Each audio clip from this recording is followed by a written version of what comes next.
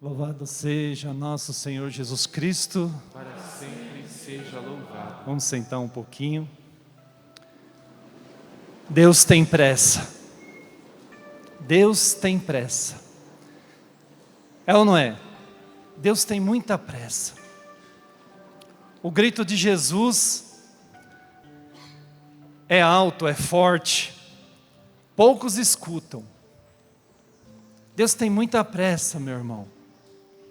Então, nesse 10º encontro, nós queremos louvar e bendizer a Deus por tantas almas, eu posso dizer assim, por tantas almas saídas do inferno, por tantas almas sido acolhidas, e você que hoje está aqui, que é de alguma comunidade, né, qualquer que seja, fazenda, a Missão Belém, todas as comunidades, a Obra Lumen, a Padre Pio, e tantas outras comunidades que fazem o trabalho do acolhimento, do retiro.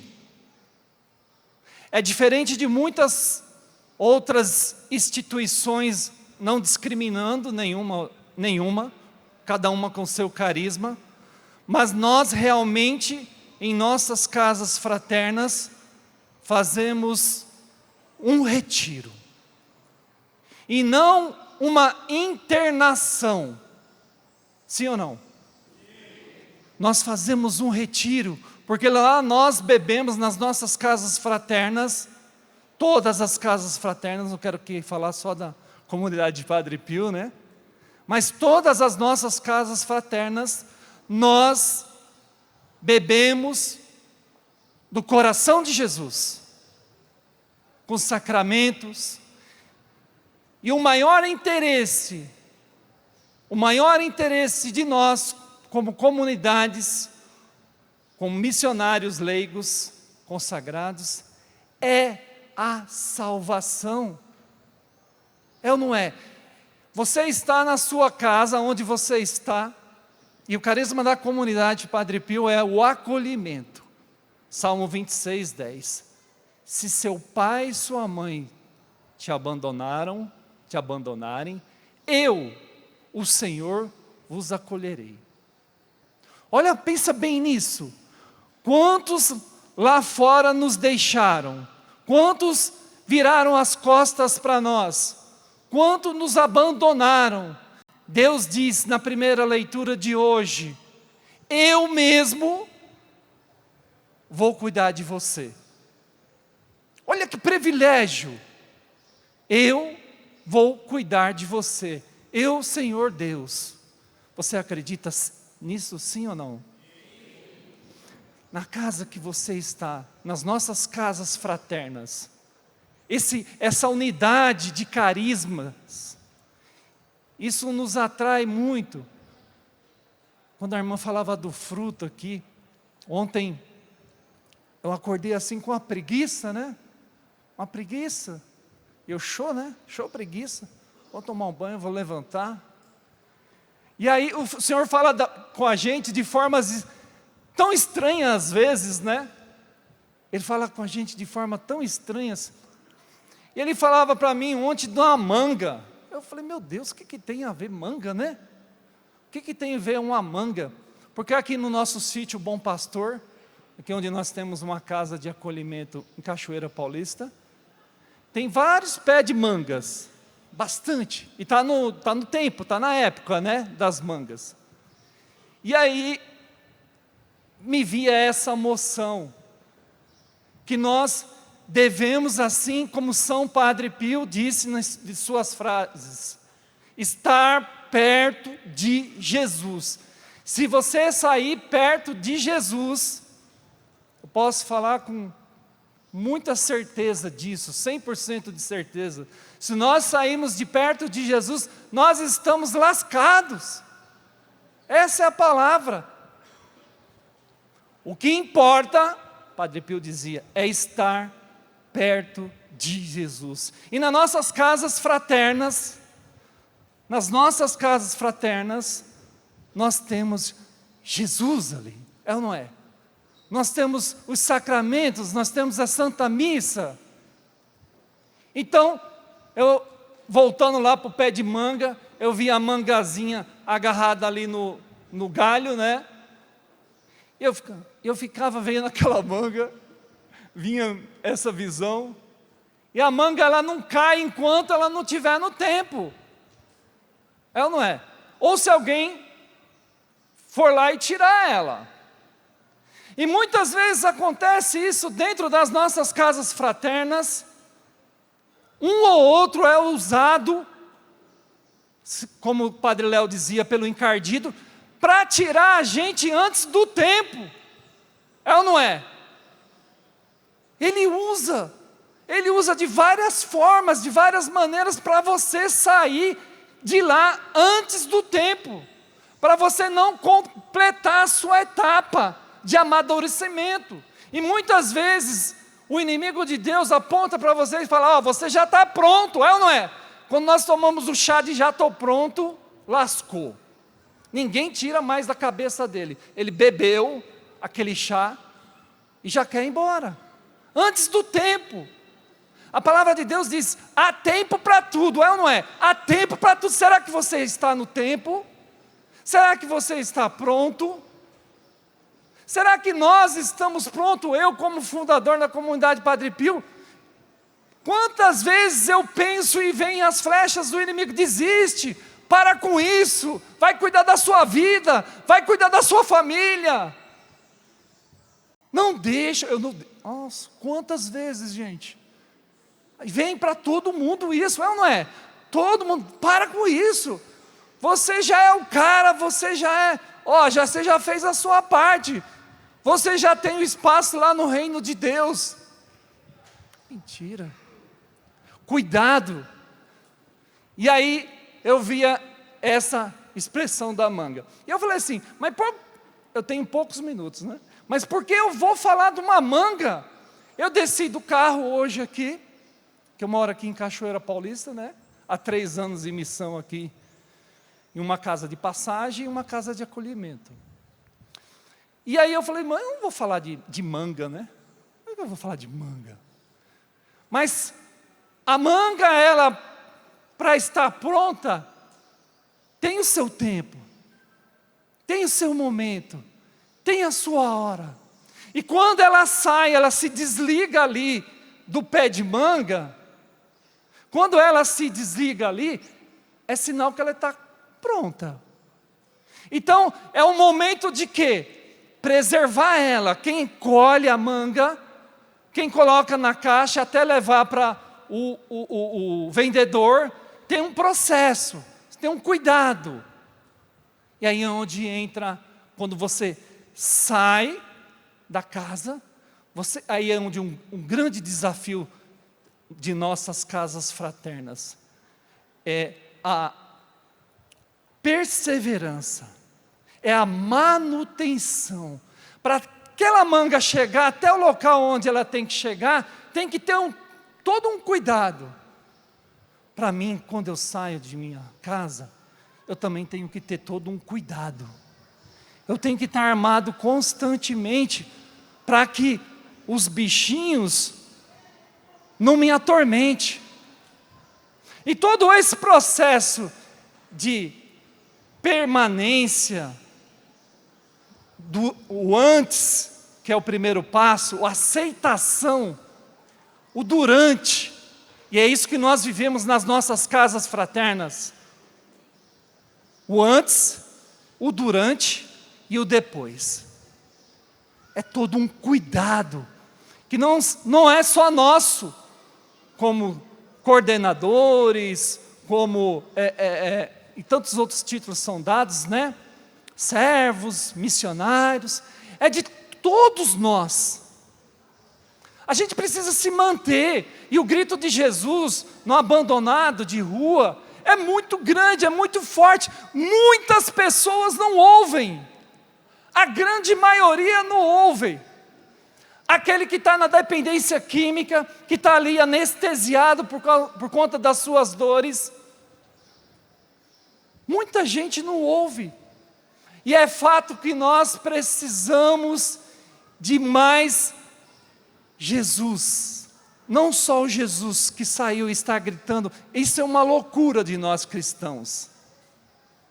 Saber que ali, no dependente químico, o cara que está lá aí jogado na rua, que todo mundo passa e fala, é um vagabundo, ele não quer nada não. Jesus está ali. Vai falar isso no evangelho de hoje.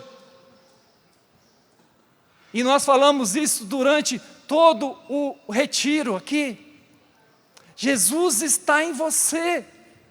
E ele grita desesperadamente, ajuda-me. São Francisco de Assis, ele gritava, ajuda-me, ajuda-me. E quando você pensa que você está realmente abandonado, chega alguém, levanta sua mão, e Jesus está lá, né? Vem, me ajuda, me ajuda, me ajuda, me ajuda.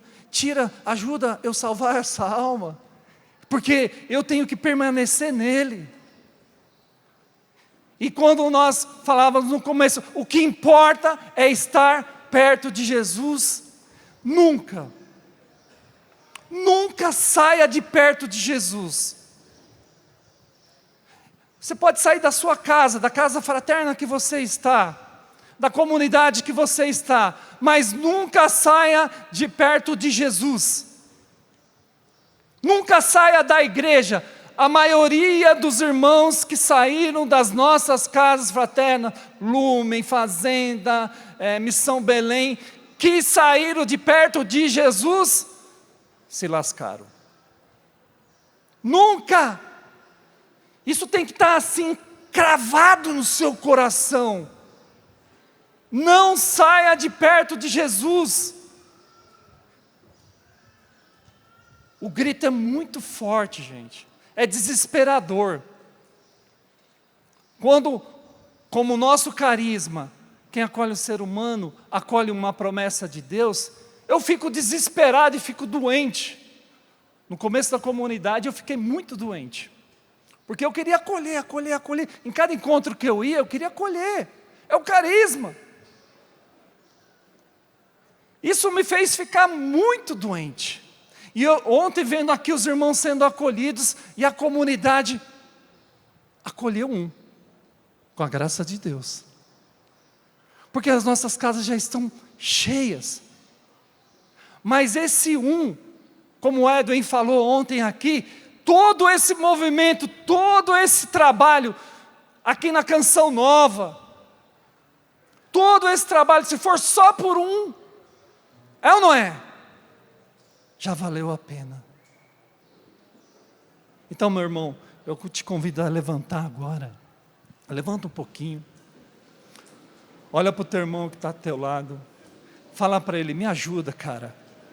Me ajuda. Eu preciso de você. Dentro de uma casa fraterna dessa, tem um cara que é terrível. Ele está pegando no seu pé. Ele está fazendo assim, ó, você está imaginando formas aí. Não, ele não gosta de mim. Ele quer ver eu fora daqui, é ou não é? Sempre tem um cara legal. Reza por esse cara legal. Entende? Fala de novo pro seu irmão, me ajuda aí, cara. Me ajuda, bicho. Eu preciso de ti. Né? Eu preciso de você. Eu preciso dessa estrutura. Ai de mim, ai de mim, ai de nós, se nós dissermos e sairmos dizendo, eu não preciso de mais nada. Eu não preciso de mais ninguém. Eu preciso da Missão Belém. Amo a Missão Belém. Eu preciso da obra Lumen. Eu, Moisés. Eu preciso da Fazenda da Esperança. Eu preciso da Toca de Assis. Eu preciso tanto da Canção Nova. Eu preciso tanto da igreja. Fala isso para você mesmo. Eu preciso de ti, Senhor. Não deixa essa frase sair do seu coração. Quando você estiver num momento bem difícil, você tem que dizer: eu preciso de Ti, Jesus. Louvado seja nosso Senhor Jesus Cristo. Ama seu irmão, ama a igreja, e reze, reze, reze. O mundo pode viver sem o sol, mas jamais sem a Santa Missa. Deus abençoe a todos.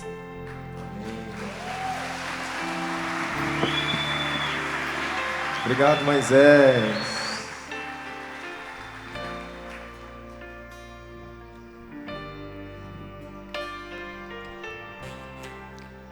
Enquanto nós cantamos, nós chamamos aqui o Andrei para vir aqui mais próximo de nós.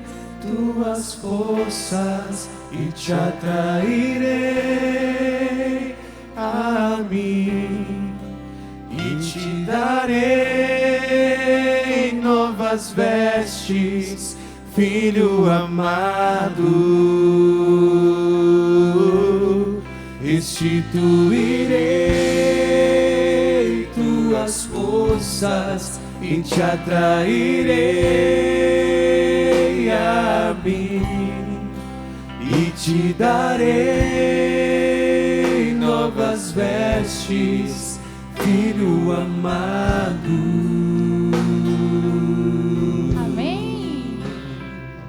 Muito bem. Tivemos aí a fala inicial, então, com o nosso Moisés, grande graça. E agora, o Andrei, fundador da comunidade Amor, Fraterno Amor. Está vindo lá de João Pessoa. E aí agora nós vamos dar início, realmente, às pregações, aos nossos temas. Então, que o seu coração possa estar muito aberto. Mas antes, claro, vamos levantar as nossas mãos em direção ao Andrei, rezando por ele, para que ele possa ser sinal e voz de Deus para nós neste momento, nesta manhã. Rezando também pela sua comunidade, Fraterno Amor, por todos os envolvidos nesta obra. Que pelas mãos da Virgem Maria, nós possamos alcançar a vontade de Deus através das suas palavras. Ave Maria, cheia de graça, o Senhor é convosco. Bendita sois vós entre as mulheres, bendito o fruto do vosso ventre, Jesus. Santa Maria, Mãe de Deus, rogai por nós, pecadores, agora e na hora da nossa morte. Amém.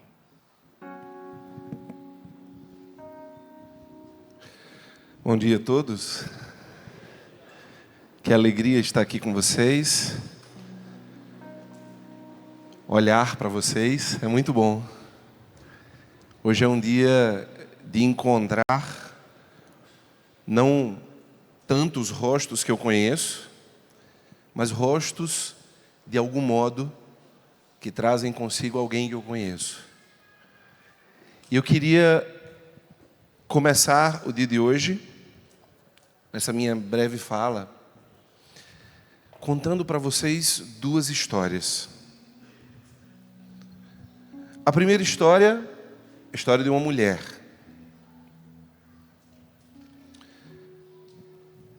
A história da minha mãe. Minha mãe morava lá na Paraíba, numa cidade de interior. E quando era adolescente, ela viveu uma violência sexual. O rapaz ameaçou matar minha família caso ela contasse para alguém. Então, ela guardou para ela aquela dor. E seguiu a vida. Foi para João Pessoa, começou a estudar na Universidade Federal, se formou em letras, mas depois de um tempo, já professora da universidade, queria largar, achava que não era aquilo que ela devia fazer. E ela foi convencida a vir para São Paulo, para Campinas. E foi fazer uma pós-graduação.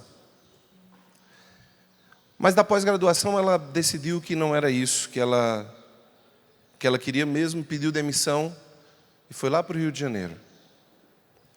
Morou no Rio por 4, 5 anos. E quando voltou para Paraíba, fez um concurso e começou a trabalhar num lugar chamado Espaço Cultural. E lá, ela fazia parte da direção de um teatro. E uma certa noite, uma colega de trabalho chamou minha mãe para sair. E lá no bar, elas começaram a beber. E essa colega da minha mãe apresentou 2 conhecidos para minha mãe. Eles continuaram bebendo. E uma determinada hora, minha mãe começou a perceber que a vista dela estava escurecendo. Pediu para ser levada para casa, eles entraram num carro. E minha mãe, então, ficou inconsciente. Quando minha mãe acordou, ela estava nua, num quarto de motel, ao lado de um dos caras que haviam sido apresentados a ela naquela noite. E o cara já tinha tido relações sexuais com ela enquanto ela estava inconsciente.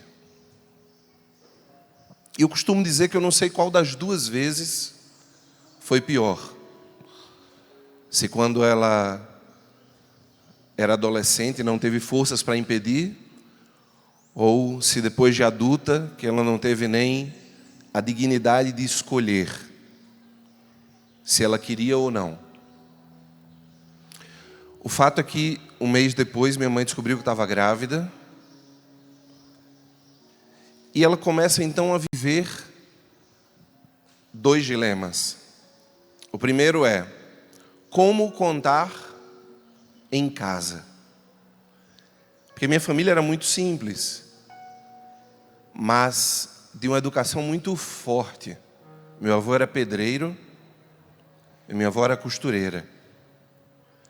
Tiveram 11 filhos e colocaram 10 filhos na universidade. Vocês imaginem, para um pedreiro e para uma costureira, há tantos anos atrás, terem essa disposição, né, de fazer todo o esforço possível para colocar o filho numa universidade. Imagina 10. Tem uma história que se conta lá em casa, que o meu tio, o mais velho, já adulto, estava num barco pescando com meu avô, e aí ele puxou um cigarro do bolso, botou na boca.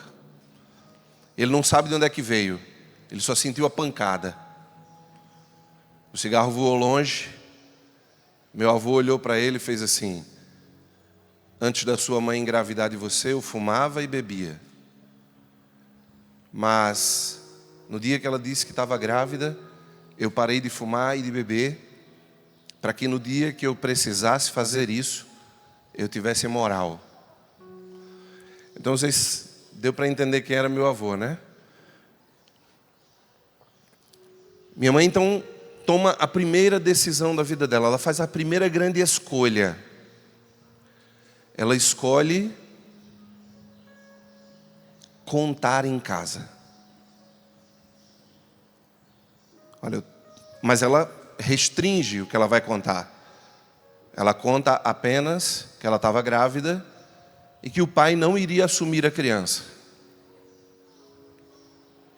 E ela começa então a viver um outro dilema que exigiria dela uma outra escolha. Ela começa a viver o dilema de abortar ou não abortar.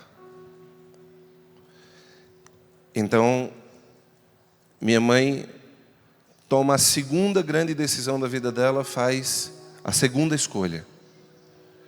Ela decide ter a criança e 9 meses depois eu nasci. Eu nasci de parto normal, com os pequeninos problemas respiratórios, mas que logo se resolveram. Eu me lembro quando eu era pequeno, A minha memória me diz que era quando eu tinha 4 anos, não sei se era isso. Mas era eu perguntando na minha casa onde era que estava meu pai. Porque então eu fui criado pelo meu avô. E todo mundo lá em casa só sabia dizer a mesma coisa que a minha mãe tinha dito. Olha, teu pai abandonou tua mãe antes de você nascer. Eu então cresci apegado ao meu avô. E o meu avô falece quando eu tinha 7 anos de idade. Na mesa de jantar ao meu lado, ele tem uma parada respiratória, é levado ao hospital e morre.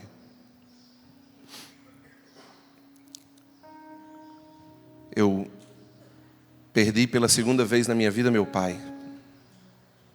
Então fiquei muito rebelde na época.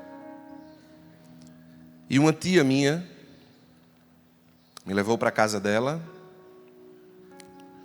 quando eu tinha 14 anos, para participar de uma quermesse. E eu gostava muito dela, fui. E ali um dia, desses dias de quermesse, faltou alguém para cantar na missa. Mas eu nunca tinha cantado na minha vida. Então o tecladista falou assim, olha, para minha tia, né, teu sobrinho canta. Ela olhou para mim e fez, tu canta?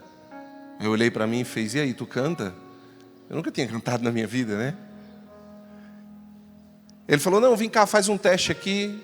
Se você for afinado, a gente ensina a música. Ele fez um teste, disse que eu era afinado. Eu, como era um homem de muita fé, acreditei, né?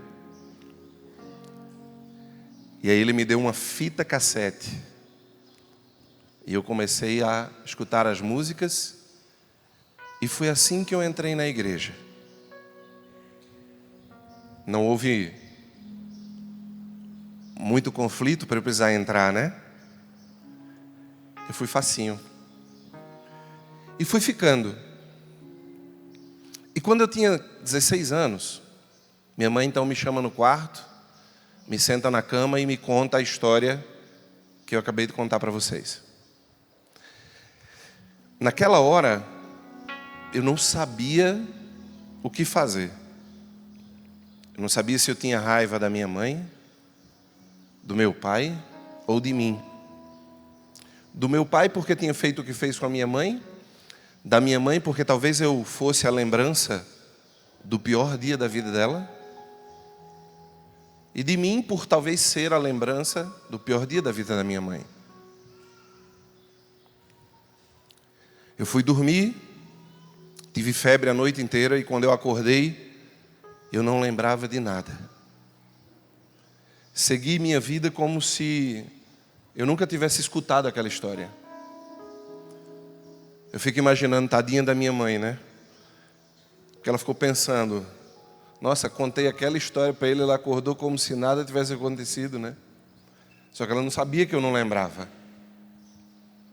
O tempo passou e com 18 anos eu fui chamado para dar uma palestra no encontro de jovens. E naquela noite eu tive um sonho.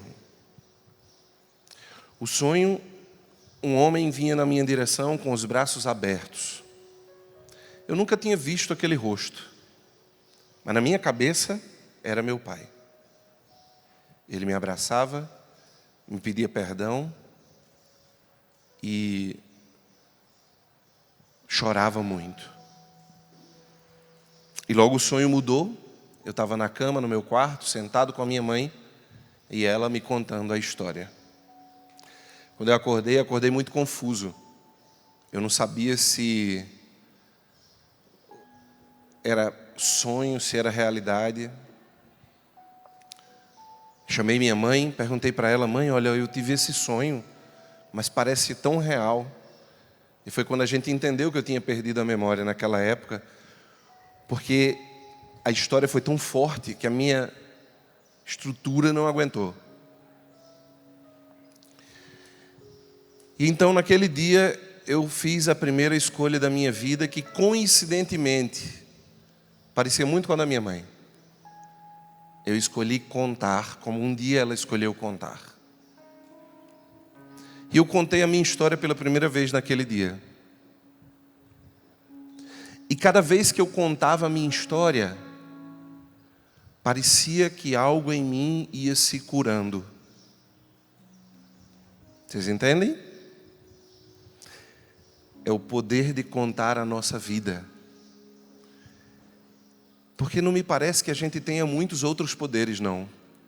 Mas a gente tem o poder de contar a nossa história, né? E a gente pode contar uma história porcaria. Mas a gente também pode contar uma grande história. E não necessariamente precisa ser a gente, o grande protagonista, não é assim? Diz para quem está do teu lado aí, olha, você não precisa ser uma pessoa extraordinária para viver uma vida extraordinária. Minha mãe era uma pessoa comum, extremamente comum, mas que viveu uma vida extraordinária por causa das escolhas que ela fez. E eu não consigo pensar na minha vida senão assim, entendem? As nossas escolhas determinam tudo do ponto de vista daquilo que a gente pode fazer. Um tempo depois, eu estava chegando em casa, eu já estava fazendo faculdade, e o telefone tocou. Eu gostaria de falar com o Andrei. Eu falei, quem gostaria? E a pessoa do outro lado disse, Andrei é seu pai. Eu tinha 20 anos na época. Eu atendi, eu fiquei atônito no telefone, sem saber o que falar. E ele falou assim para mim, eu sei que você não tem nada para falar, mas eu quero aproveitar a oportunidade para te agradecer, para te pedir perdão. Eu quero te pedir perdão por tudo que eu fiz a você e a sua mãe, por não ter estado na maternidade quando você nasceu, por não ter lhe dado um nome, por não ter estado no seu primeiro aniversário, por não ter lhe ensinado a andar de bicicleta, a jogar bola. Eu quero lhe pedir perdão, porque no Dia dos Pais, talvez, você fosse uma das crianças que não sabia nem quem era teu pai. E eu quero te pedir perdão por estar ligando apenas hoje, 20 anos depois. E ele começou a chorar. E naquela hora, a vida me deu a oportunidade de fazer uma outra escolha. E eu fiz uma outra escolha. Eu tomei o telefone enquanto ele chorava e falei, olha, eu não tenho do que te perdoar.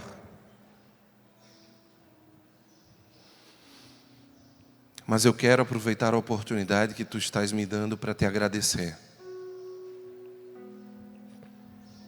Eu quero te agradecer porque tu me destes a vida. Não importa como foi. Eu só existo porque de algum modo aquilo aconteceu. Né? Eu não sou grato pelo que ele fez com a minha mãe. Vocês entendem? Mas eu sou grato por estar vivo apesar daquilo.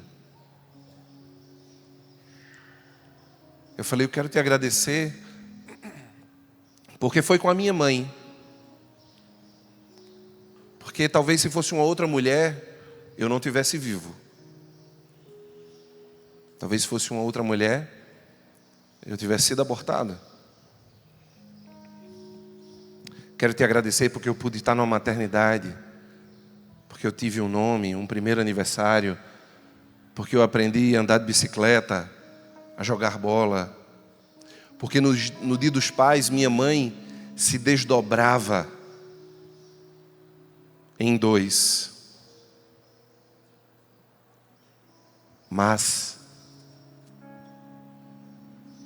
supria a minha necessidade. Eu quero te agradecer porque hoje, mesmo que seja 20 anos depois, eu posso tomar uma decisão. A decisão de escolher pedir a bênção ao meu Pai verdadeiro. Eu pedi a bênção a Ele, nós desligamos o telefone, eu fui ao pé da escada.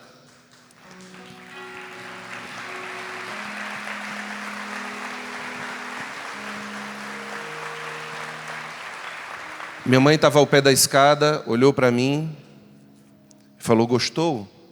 Eu falei: mas como assim? A senhora estava ouvindo a ligação? Ela falou: não, mas eu sabia que era ele, porque eu encontrei com ele hoje, coincidentemente, no centro da cidade, dei o número do seu telefone e disse que podia ligar para você. Eu falei: mas mãe, a senhora dedicou sua vida a mim. Como a senhora dá o número do meu telefone a alguém que te fez tanto mal? E ela falou: quem disse que ele me fez tanto mal? Eu falei: mas como não? Aí ela fez: não, filho, você entendeu errado. Ele me deu você. Ele não me fez mal, ele me deu você. E aquilo mudou a minha história. A minha mãe me escolheu tantas vezes que ela me ensinou a escolher bem. Então deixa eu dizer uma coisa, que meu tempo acabou.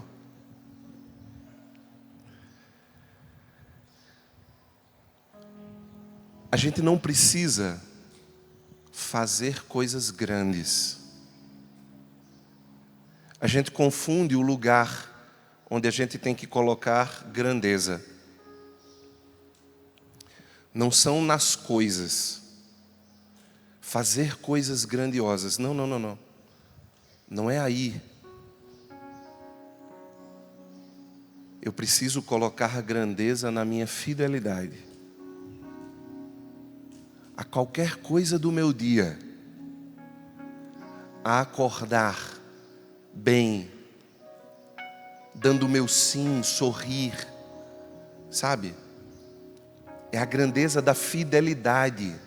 Isso é que muda tudo.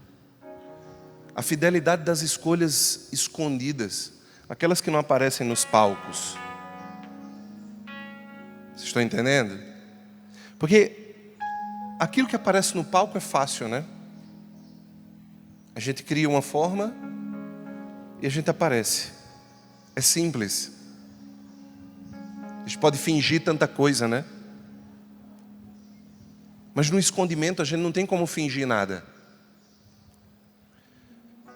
Você pode ser grande, você entende? E não tem a ver com possuir coisas. Porque tudo isso se acaba. Esse microfone se acaba, essa caixa de som se acaba. Essa calça se acaba, vocês estão entendendo? Dinheiro acaba. Não é no material que tudo se acaba.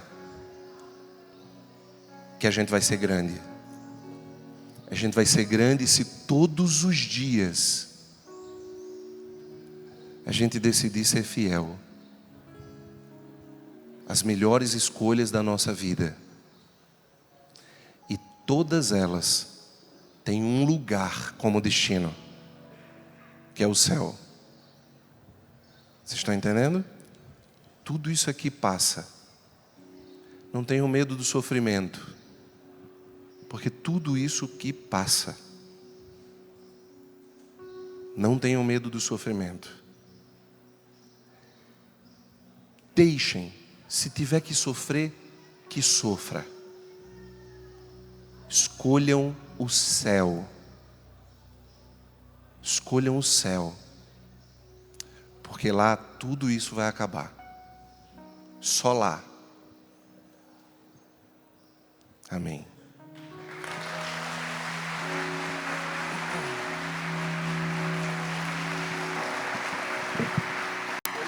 dá tempo de cantar, né? Eu prefiro o paraíso. Canta com a gente, vai, assim. Eu prefiro o paraíso a qualquer outro bem neste mundo. Eu prefiro o céu, vai. Eu prefiro o céu. Eu quero escutar toda a canção nova cantando, vai lá. Eu prefiro o paraíso. Eu prefiro o paraíso a qualquer outro bem neste mundo. Eu prefiro o céu. Vai, eu quero ver vocês, vai, eu prefiro. Eu prefiro. Isso, eu prefiro o paraíso Eu prefiro o paraíso a qualquer outro bem. a qualquer outro bem neste mundo. Eu prefiro Vai, o pra céu. terminar. Eu prefiro o paraíso, as nossas vozes, vai. Eu prefiro o paraíso. Eu prefiro o paraíso a qualquer outro bem. Eu prefiro o céu. Eu prefiro o céu. Eu prefiro o céu. Salve de palmas pro Andrei, gente.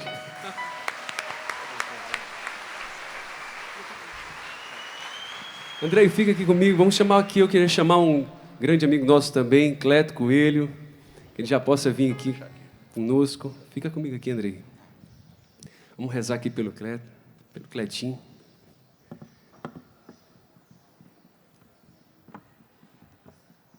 Gente, todo mundo conhece o Cleto?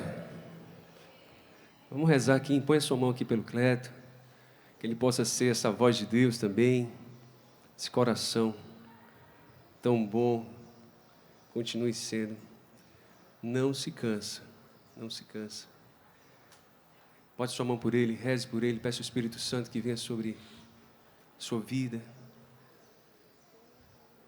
Sim, Senhor Jesus, com o Cleto, que ele seja a tua voz, seja tua presença. Que ele seja a tua voz que alcance tantos corações aqui. Pela intercessão de Nossa Senhora, Ave Maria, cheia de graça, o Senhor é convosco. Bendita sois vós entre as mulheres, e bendito é o fruto do vosso ventre, Jesus. Santa Maria, Mãe de Deus, rogai por nós, pecadores, agora e na hora de nossa morte. Amém.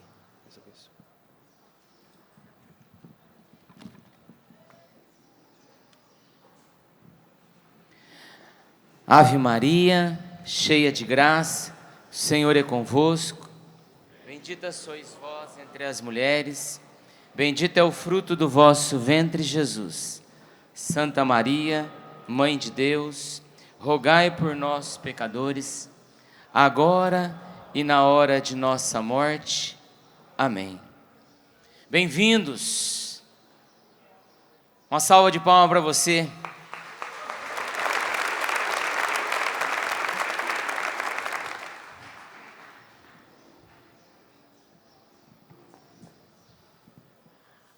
A temática que eu quero partilhar nesse momento aqui com vocês, o tema dessa partilha é: não se perturbe o vosso coração.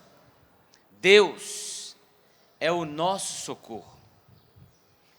Escutando o Andrei ali, na verdade, eu queria dar esse tempo para você continuar falando, porque eu mesmo já estava querendo escutar mais.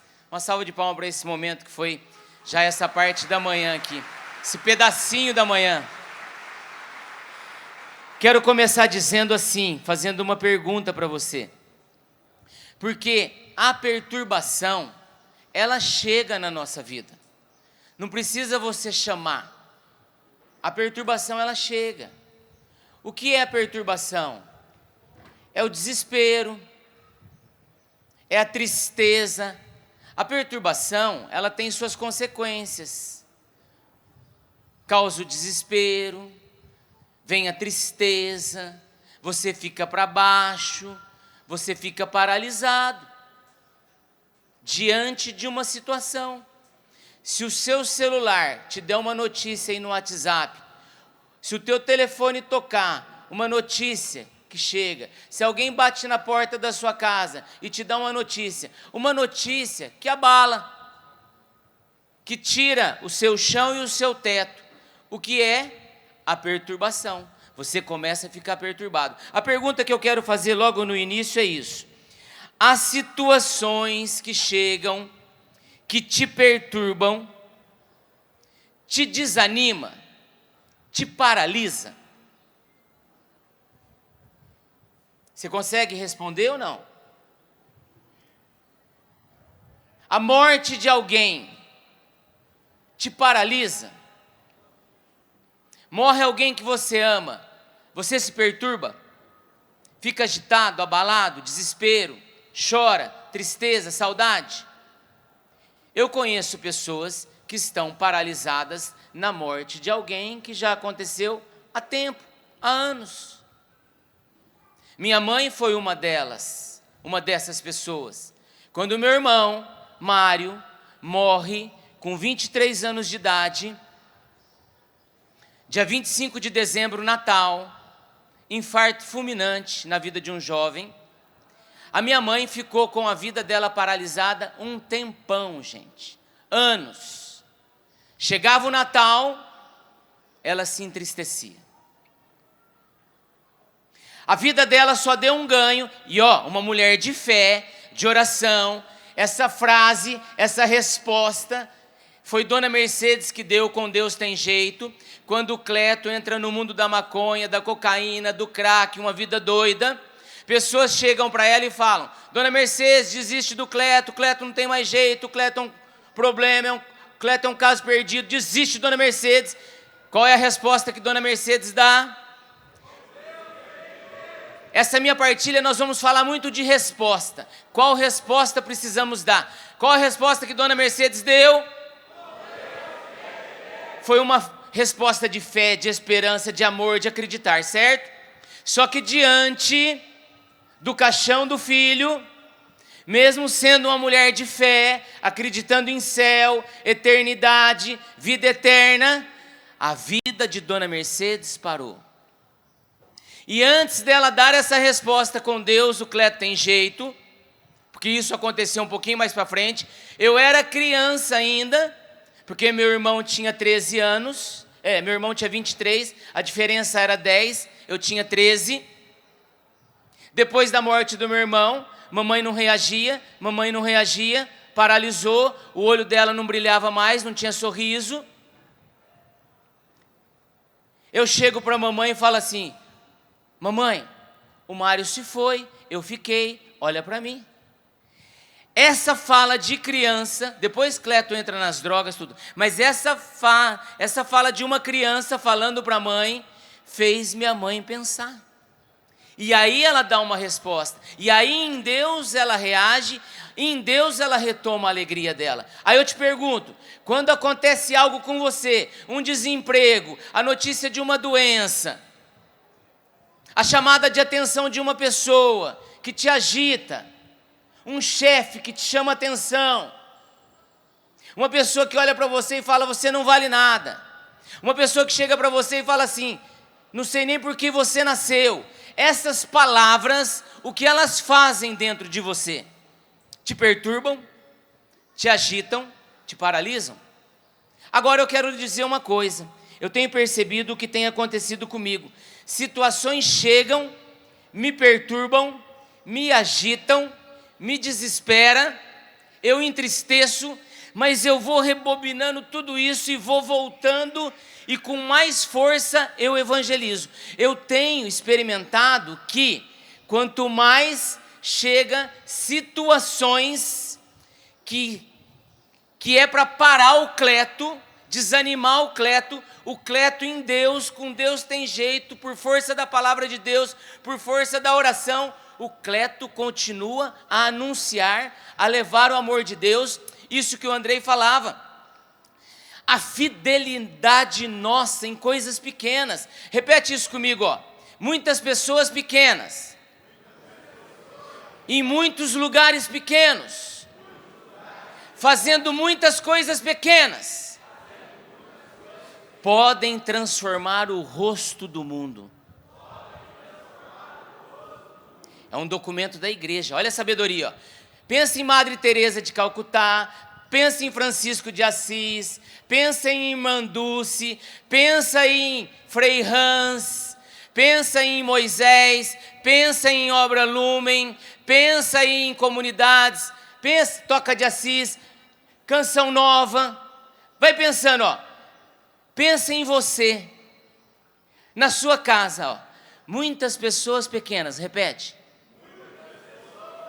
Em muitos lugares pequenos, fazendo coisas pequenas, podem mudar, transformar o rosto do mundo. Você já é uma resposta disso. Ontem era um outro cenário aqui. Pessoas, mas agitadas. Não estavam assim quietinhos igual você. Mas foram pessoas que foram trazidas das ruas, no agito da rua, ainda no agito de uma bebida, de uma droga, de uma perturbação, aguardando o socorro de alguém, de Deus, de uma vida que pode ser melhorada, mas estava aqui um povo agitado. Esse povo não está diferente de ontem. Mas por quê? Por quê? Porque muitas pessoas pequenas, em muitas casas pequenas, fazendo coisas pequenas, vai transformando o seu rostinho. Olha o olho brilhando, olha o sorriso no rosto aí. Olha pessoas que se sentem hoje pessoas transformadas, que querem começar um tempo novo, uma vida nova. Muitas pessoas pequenas que acreditam em você e que fazem coisas pequenas, trabalhos pequenos, mas que está mudando o rosto de uma sociedade. Eu olho para você e falo com toda certeza isso.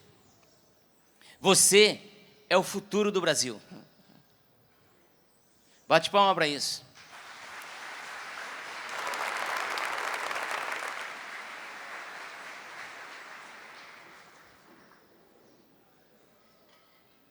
Tudo isso que eu falei agora nem estava nesse papel.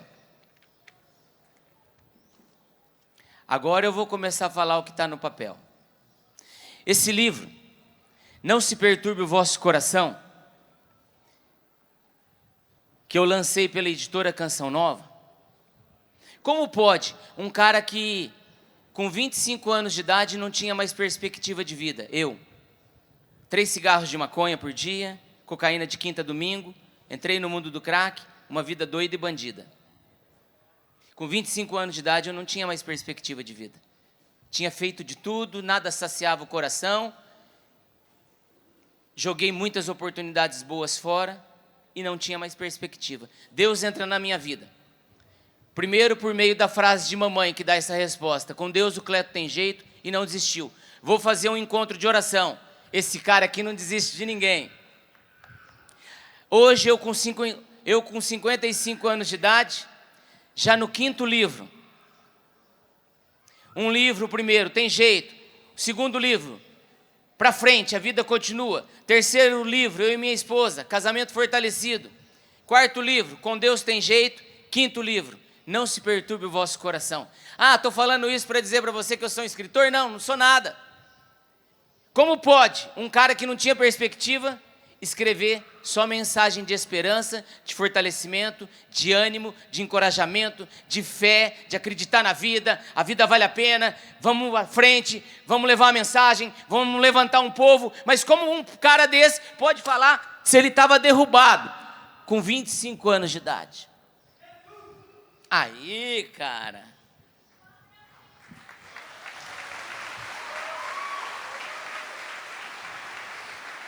Esse livro, ele é fruto de 14 vezes que eu fui à Terra Santa em peregrinação levar grupos de peregrinos. E por que esse tema?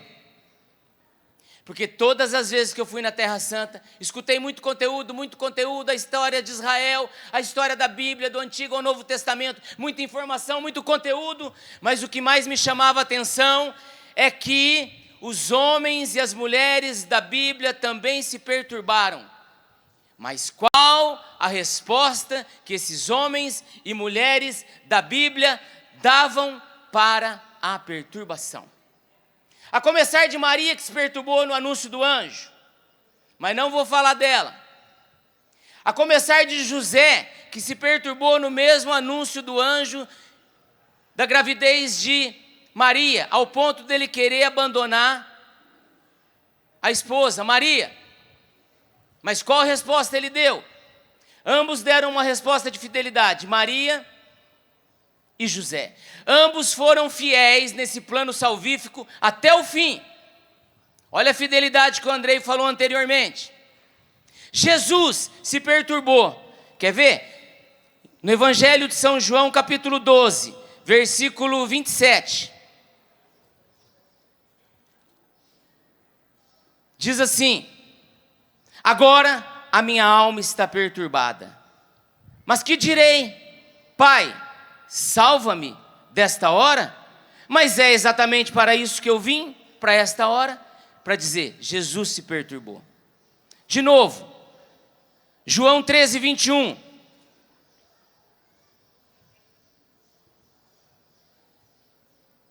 Dito isso, Jesus ficou perturbado, porque chegou o momento da traição de Judas. Jesus se perturbou. Jesus sentiu uma tristeza mortal no Monte das Oliveiras, ao ponto de suar sangue. Então você vai vendo, ó, Maria se perturbou. Mas por que Cleto Coelho está trazendo essa temática aqui para vocês? Porque eu e você também nos perturbamos no dia a dia, gente. Eu tenho certeza que esses meninos que estão com os aparelhos aqui para tocar, para cantar, têm as perturbações do dia a dia, ao ponto de abalar a vocação, a ponto de abalar matrimônio, casamento, a ponto de abalar várias realidades. Tem situações que acontecem com os nossos filhos que abala a nossa paternidade, que abala a nossa maternidade, sim ou não? Tem um desemprego que chega que abala você na realidade material, no campo das finanças. Mas Maria se perturbou, José se perturbou, Jesus se perturbou. Sabe o lugar da Terra Santa que mais me causa impacto? Foi o poço. Jesus ficou, porque a Bíblia diz que ele ficou preso na casa de Caifás, ali na igreja de Galicanto, onde Pedro o negou 3 vezes. Lembra dessa passagem bíblica? Mas quando a gente entra na casa, nós vamos descendo um poço. É como que você descesse aqui, pelo menos uns 3 andares para baixo. Jesus foi colocado pelo teto, num furo do teto, como uma lata d'água, com corda amarrada aqui no ombro, com corda amarrada aqui no ombro. Pega aqui, você é forte, vem cá, vem aqui. Você vai me colocar como se você estivesse me descendo num poço, mas você não vai me deixar lá, você vai me trazer de volta. Vai lá, pega eu aqui. Imagine essa cena, uma corda, vai você, vai. E ele foi descendo para o fundo do poço, segura, cara, segura. Foi descendo para o fundo do poço, sozinho. Você riu? Não, não é para rir. Jesus está entrando na escuridão de um poço, sobe. Mas não é para rir.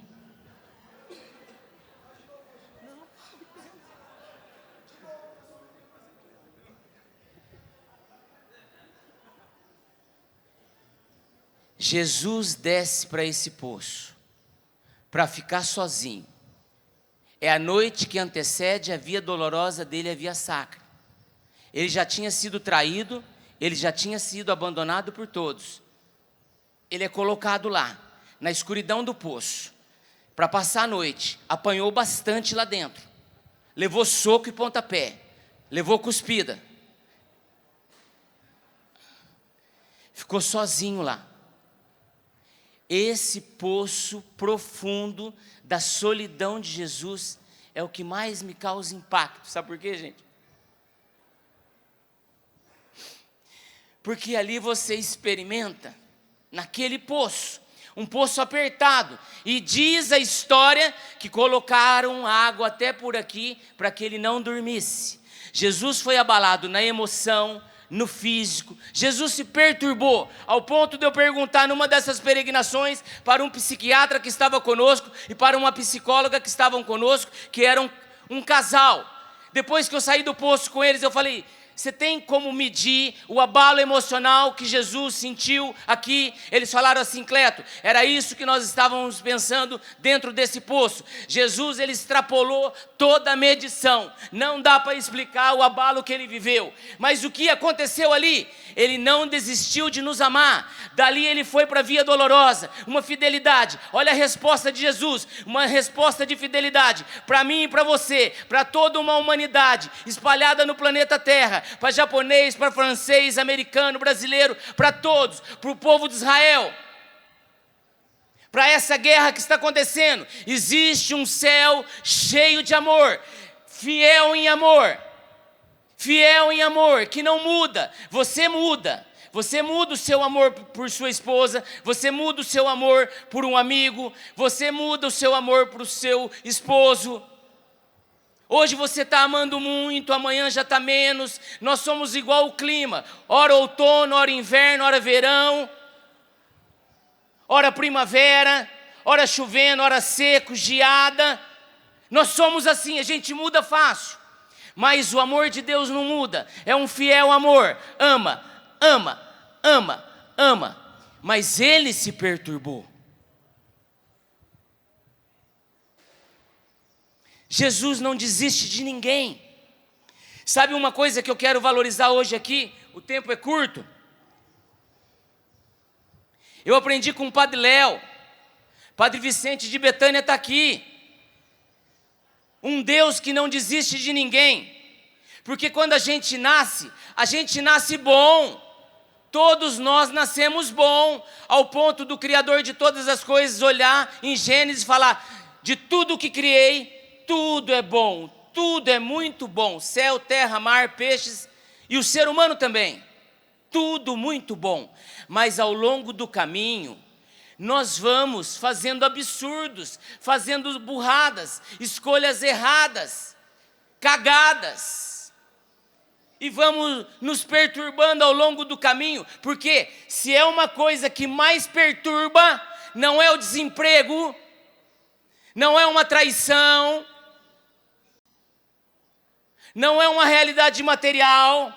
O que mais abala e perturba o ser humano é quando ele se desconecta de Deus, quando ele rompe uma relação com Deus, e ele vive no pecado, e ele não volta para o perdão de Deus. Ele fica com uma vida agitada, toda a vida perturbado. Ele pode estar bem materialmente, ele pode estar bem assim, assado, mas se ele corta essa relação com Deus, não busca esse perdão, esse arrependimento, vive no pecado, ele vive uma vida perturbada, porque o pecado perturba. E o que o Padre Léo nos ensinou sempre? Existe o ruim dentro de nós, porque é fruto do pecado original. Uma vez picado pelo pecado original, nós trazemos dentro de nós, isso é catecismo da Igreja Católica, nós trazemos o pecado. É a luta do bem contra o mal. Existe o bem dentro da gente, mas existe o mal. Existe aquilo que é ruim e existe aquilo que é bom. Deus nos fez bom para sermos do bem, mas por causa do pecado original, dessa picada, trazemos o ruim, trazemos o mal. É uma luta. Então, o que eu quero valorizar aqui, destacar: você é bom. Fala assim agora comigo: Deus quer a todo instante, em meio a toda a perturbação da vida, curar, melhorar aquilo que é ruim e potencializar aquilo que é bom. Agora, olha o risco que a gente corre. A gente não deixa Deus melhorar o ruim e não potencializa o que é o bom. Você está numa casa, você está sendo preparado. Eu estou achando lindo o que está acontecendo nos nossos tempos. Pessoas que são retiradas das ruas. São retiradas das ruas. Nós estamos diante daquilo que o padre Jonas Habib pregou durante muito tempo. Lá atrás ele já falava, estamos no tempo que é a geração fim de feira. O que é a geração fim de feira? É o tomate estragado, é o legume ruim, é aquele legume, aquela verdura, aquela fruta, lá do meio-dia, 1h da tarde, porque passou o povo já às 6 da manhã, 5 da manhã, 7 da manhã, já levou a verdura fresquinha, limpinha, a fruta boa, e o que vai sobrando? O que vai sobrando? Vai sobrando a fruta excluída, que ninguém leva. Essa é a geração que está sendo trazida das ruas, que ninguém quer, os excluídos, e Deus está melhorando essas pessoas, potencializando o bom que são essas pessoas, fazendo dessas pessoas missionários, evangelizadores, para irem em socorro de outros. Isso está acontecendo. Você aqui, eu estou diante, sabe de quem eu estou diante aqui? De Pedro, de Paulo, de Maria Madalena, de Tiago, de André, de Tomé, de Mateus, de Zaqueu. Zaqueu era corrupto, ladrão. Maria Madalena era prostituta. Pedro, Tiago e João e André eram pescadores de peixe. Deixaram tudo isso e começaram a pescar gente. Eu escutei do seu Rui aqui, o seu Rui, que era da rua de Salvador, um lixo humano, que ia nos lixos pescar o lixo, pescar a comida para comer, no meio de papel higiênico sujo, comida gelada, resto, ele ia lá para comer. A Obra Lumen encontrou com ele, o jovem da Lumen amou aquele seu Rui, nessa situação, no lixo humano que ele estava. E o seu Rui falou aqui ontem, antes eu pescava o lixo para comer, hoje eu pesco gente. É o que está acontecendo, gente. Você tem que voltar hoje, depois desse dia, pensando na sua vida. As coisinhas que estão acontecendo estão me perturbando ao ponto de me paralisar, de me desanimar, ou, fiel ao plano salvífico de Deus, um Deus que não desiste de me amar, eu vou dar sequência na minha vida. Gente, esse ano eu vivi situações difíceis. Eu já venho vivendo situações difíceis. Mamãe morreu em junho de 2021. Essa mesma mulher que acreditou em Cleto Coelho falou assim, com Deus o Cleto tem jeito, e não desistiu do Cleto. Ela morre aos 91 anos. O câncer detonou a minha mãe em 1 ano. Aquela mulher forte. Ela morreu. Para mim foi difícil. E ela me deixou um legado. Ela falou assim, mesmo magrinha, na cama, fininha, mas cheia da força de Deus. Ela já não conseguia mais comer, tinham que dar comida para ela. Ela não conseguia mais tomar banho, tinha que alguém dar banho nela. Ela não conseguia mais cozinhar, coisa que ela fazia. Não, paralisou na cama. E ela olhando assim para mim falou assim, Cleto, antes dela morrer, fale da felicidade para as pessoas, Cleto. Com a voz fininha, fraquinha. As pessoas querem ser felizes, Cleto. Mas diga, a felicidade é Deus. Olha o legado que ela deixou para mim. Falar de felicidade, mas que a felicidade é Deus. Depois, esse ano, meu filho, de 22 anos, entra num processo depressivo, fica dentro de um quarto, 30 dias, pensa na dor de um pai, de uma mãe, você se sentir impotente, não ter forças para fazer nada. Porque a depressão, ela chega, ela estaciona. A depressão não significa falta de Deus. Chega de falar disso, gente. Depressão é algo físico, é uma enfermidade, ela chega. Jesus sentiu tristeza mortal no Monte das Oliveiras. O que é tristeza mortal? É depressão profunda. Então eu olhava para aquela escuridão do quarto, meu filho não saía do quarto, eu levava comida para ele no marmitex, ele comia no chão.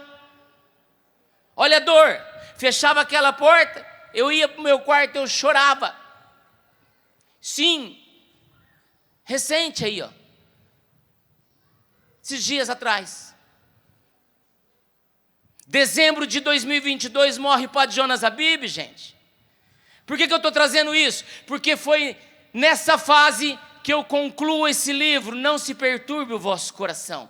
Diante dessas perdas, perda de mamãe, perda de Padre Jonas, processo depressivo de um filho que se levantou, está bem agora. Mas nada disso parou Cleto Coelho, gente. Parece que eu avançava mais, eu ia falar do amor de Deus, eu ia para lá e para cá, mas com tudo isso dentro de mim. Por isso que você não pode parar diante das perdas. Não, diante das perdas, das decepções, das frustrações, para frente, a vida continua. Mas continua como? Você pode continuar a sua vida na tristeza ou na alegria. Você precisa continuar a sua vida na alegria. Porque a tristeza já matou a muitos e não traz proveito algum. A alegria é um tesouro de santidade, mas essa alegria, ela não é de, consegui um emprego, estou feliz, ganhei uma promoção, estou feliz, ganhei o campeonato, meu time ganhou o campeonato, legal pra caramba. Mas e a hora que chega a morte de alguém? E a hora que chega uma depressão? E a hora que chega um desemprego? E a hora que chega uma traição? Um fracasso, uma derrota? É nessa hora que você tem que trabalhar dentro de você a perseverança, a constância no amor, na alegria, na fidelidade, ligado a uma fidelidade de amor que não desiste, e a gente vai se recompondo, a gente vai se levantando. Pode ver, a tempestade ela não dura muito tempo. Recebi uma notícia, eu estava no ar, ontem, chegou no meu celular, que um casal de Porto Seguro, dono de um restaurante, onde nos acolheu, quando eu e minha esposa fomos dar um encontro, lá em Porto Seguro, na Bahia, o casal nos acolheu tão bem, serviu uma comida tão boa, morre assassinado um casal que tem um restaurante em Porto Seguro, e a polícia agora vai investigar. De que adianta a investigação? A investigação vai investigar, mas aqueles que estão ao redor, um filho, o amigo, o parente, ou ele busca o socorro de acreditar na ressurreição, na vida eterna, de que a vida não para aqui, é céu e eternidade. O que acontece com aqueles que ficam? Eles paralisam, eles morrem e a vida perde o sentido. Então repete assim comigo: diante da morte, que causa perturbação, aonde eu me seguro? Na ressurreição.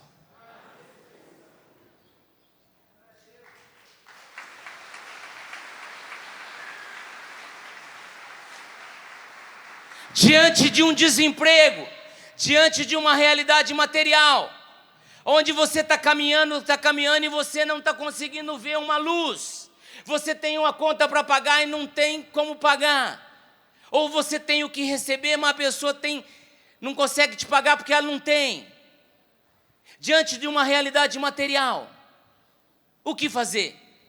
Continuar a vida confiando na providência de Deus e não deixar a perturbação tomar conta do coração. Gente, essas casas, Fazendo Esperança, a Canção Nova, por exemplo, Obra Lumen, que tem acolhido tanta gente, trazendo tanta gente, como é que essas comunidades se mantêm? Como é que elas vivem? Confiantes no socorro de Deus, na providência de Deus, que não falta. A Canção Nova, há mais de 40 anos, utiliza desses meios de comunicação, televisão, rádio e internet. Isso há mais de 40 anos, sem propaganda comercial, não tem propaganda de Gillette, não tem propaganda de Band-Aid, não tem propaganda de automóvel, não tem propaganda de nada. O que tem? Temos os sócios evangelizadores que acreditam nessa obra, que confiam e não param de doar, porque eles entenderam que a missão deles, mesmo em meio às perturbações do dia a dia, é transformar a vida de alguém, é transformar o casamento de alguém, é mostrar para a sociedade que a vida não para aqui, que a vida é céu, é eternidade, e assim a Canção Nova caminha há mais de 40 anos. O que o Frei Hans nos ensinou ontem na homilia? Nós precisamos ter uma visão de Páscoa, de passagem. E quando a gente tem essa visão de passagem, tudo o que acontece aqui nessa vida terrena, quando você ilumina com um olhar sobrenatural, você vai caminhando em meio às guerras que estão acontecendo no planeta Terra.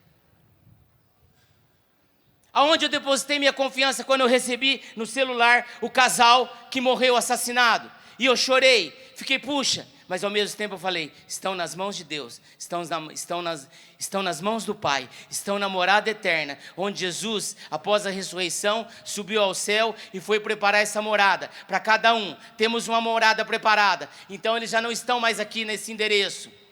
E você, quando andava nas ruas, que nem endereço tinha, qual era o teu endereço? Qual era o CEP da rua onde você morava? Você não tinha endereço.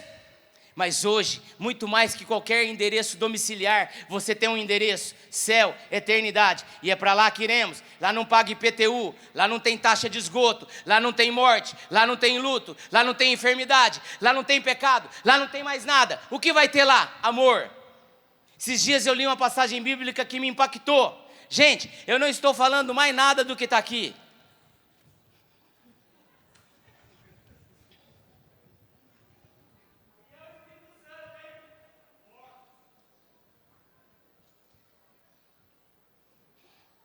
Aquele hino do amor, Coríntios 13, ali é uma chacoalhada em nós seres humanos e igreja. Temos que ter os dons carismáticos, o dom de ciência, o dom de milagre, o dom da fé, temos que ter tudo isso. Mas depois fala, mas precisamos ter algo maior, o amor. Se você tiver fé ao ponto de transformar montanhas, mas se não tiver amor, você não tem nada. Você pode até vender tudo, dar o dinheiro aos pobres, mas se não tiver amor, se for somente um querer mostrar para os outros, se for um fato, um acontecimento ali, estou dando tudo aos pobres, mas de maneira hipócrita. Se não tiver o amor desinteressado, de nada vale. E como viver então? O amor que tudo desculpa, tudo crê, tudo perdoa.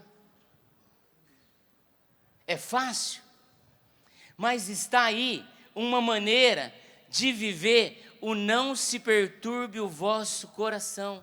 E mais, encerro esse momento dizendo, está escrito no livro, não se perturbe o vosso coração. Esse livro eu recomendo você, leve e presenteie alguém. Esse livro ficou bom.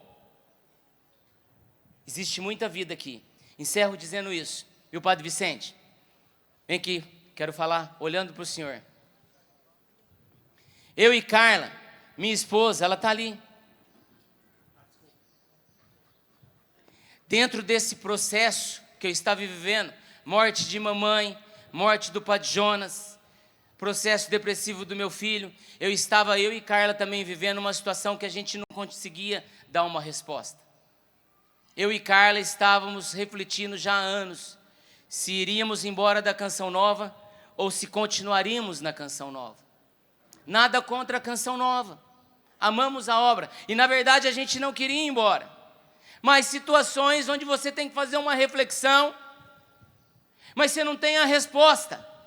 Isso que era duro, isso me causava tristeza, isso me angustiava, isso me perturbava, mas no velório do padre, foquei o meu olhar no caixão, olhando para ele, e naqueles dias, a resposta foi acontecendo. Era como que se eu escutasse a voz dele saindo daquele caixão dizendo, continua meu filho, dê continuidade, o barco está em alto mar, dê continuidade em tudo aquilo que eu estou deixando para vocês. E interessante, o mesmo conflito que eu vivia, a Carla vivia. E durante o velório eu fiquei no caixão do padre, e a Carla trabalhando nos bastidores. E a resposta foi acontecendo no coração dela e no meu coração, sem a gente se conversar. E o que foi acontecendo? A paz. e a alegria. E qual foi nossa resposta? Continuamos na canção nova.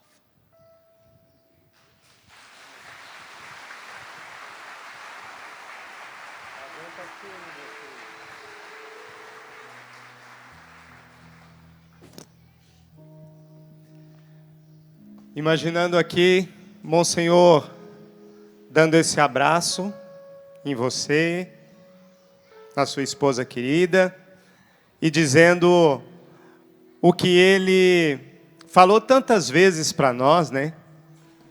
Inclusive para mim, e que resume o seu livro, que resume o que você apresentou para nós, e que pode ser ressoado no coração e na mente de cada uma de vocês que estão aqui nessa manhã, tendo o privilégio de ouvir esse irmão querido, Cleto, que o Monsenhor dizia: aguenta firme, meu filho, aguenta firme, Deus está conosco, com Deus tem jeito.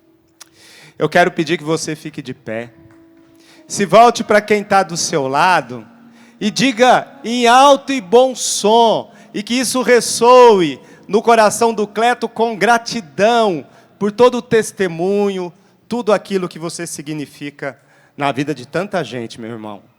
Eu vou contar até 3, tá? Para ser bem pedagógico. E no 3, você olha para quem está do seu lado e faz ressoar a voz do Monsenhor Jonas: aguenta firme, meu filho. Espera aí, eu vou contar até 3. 1, 2, 3, bem alto!